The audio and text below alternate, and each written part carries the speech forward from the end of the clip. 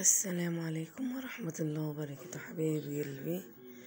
مساء الفل. طبعا انا قاعدة الحمد لله، اديني اتوضيت وقاعدة صليت ركعتين لله، قرأت في المصحف شوية، ادعت لربنا يرضى عنا ويسامحنا ويرحمنا ويخفف عنا البلاء يا رب يا رب يا رب يا رب، ويدينا الصحة والعافية ويخلينا عيالنا بالدنيا كلها. حق أيام كبيرة يا رب. بص يا جماعة، أنا الحمد لله صليت.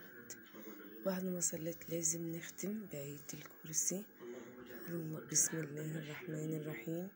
الله لا إله إلا هو الحي القيوم، لا تأخذه سنة ولا نوم، له ما في السماوات وما في الأرض، من ذا الذي يشفع عنده إلا بإذنه، يعلم ما بين أيديهم وما خلفهم، ولا يحيطون بشيء من علمه إلا بما شاء، وسع كرسيه السماوات والأرض ولا يؤوده حفظهما وهو العلي العظيم.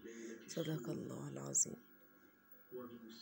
طبعا خلصتها دي بعد كل صلاة لازم نقولها.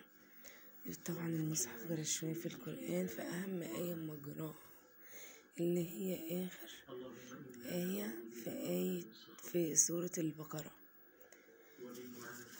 هنقراها مع بعض.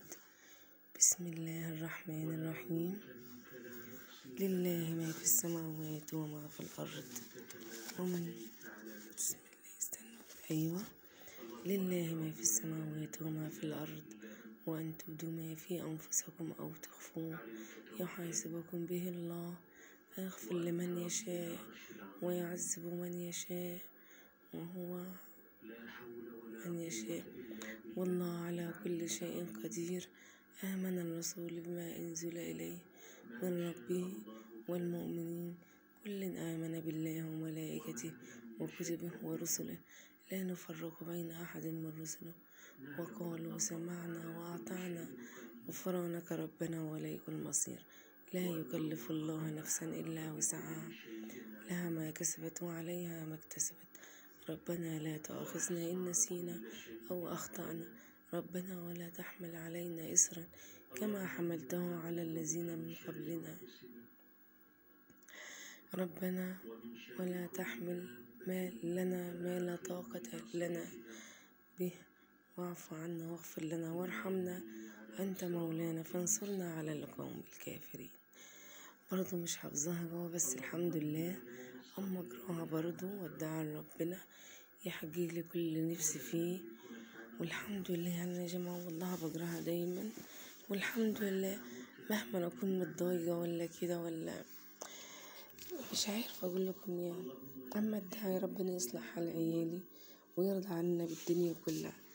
يلا تعالى نقعد نسهر نصلي الفجر ونقرأ قرآن وندعي لغاية الصلاة. ادي عيالي نايمين حواليا وجوزي نايم وكلهم نايمين وانا قاعدة اما اصلي وادعي لهم ما تناموش. كل سنة وانتم طيبين. النهاردة ليلة النص من شعبان، وربنا يتقبل منا ان شاء الله بإذن الله. يلا نصلي مع بعض.